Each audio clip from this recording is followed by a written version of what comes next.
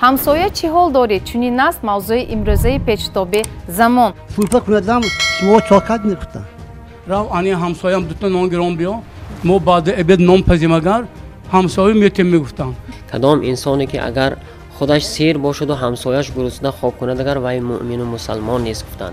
500,000 تومان به محلمون مفرش کردیم. یگان کس ما تنها نمیگذاریم. 2 نفر ما استقامت کننده هستیم. باقی همه دانشجو. که مگر اونها کار ندارن که دختران رو غیبت کرده میسنن. اگر شما نقشه همسایه همشون نقض میشن.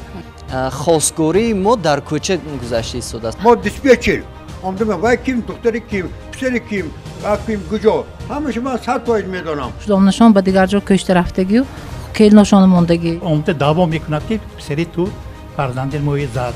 به همسایه‌تان اگر شما نیکی کنید شما انسان محسن هستید.